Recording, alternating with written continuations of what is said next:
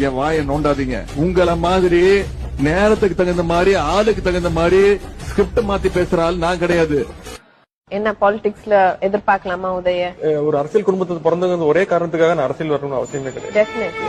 அதுக்காக நிறைய பேர் கட்சிக்காக வாழ்க்கை ஏகப்பட்ட பேர் இருக்காங்க. அவங்க தான் வரணும். அடுத்தது அமைச்சர் அப்படிங்கிற ஒரு லைன் எடுத்துக்கலாமா? எனக்கு நான் ஏத்துக்க மாட்டேன். எனக்கு இன்னும் கொஞ்சம் இப்பதான் முதல் முறை சட்டமன்ற உறுப்பினர் ஆயிருக்கேன். அதனால எனக்கு வேணாம் தான் சொல்லுவேன். தலைவர் அந்த மாதிரி ஒன்னும் பையனுக்காக கொடுக்கணும் அப்படின்லாம் அந்த மாதிரி முடிவு எடுக்க மாட்டாங்க. ஏற்கனவே அனுபவம் பெற்றவர்கள் நிறைய சீனியர்கள்லாம் இருக்காங்க. அவங்களுக்கு தான் தலைவர் முன்னுரிமை கொடுப்பாங்க.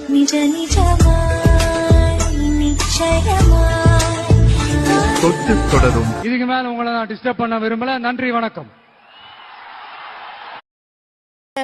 சின்ன சேனலுக்கு எதாக இருந்தாலும் அது கொஞ்சம் ஆதரவு கொடுங்க. உங்கள் பொண்ணான கையை கொண்டு அந்த பெல்லில் தட்டிடுங்க.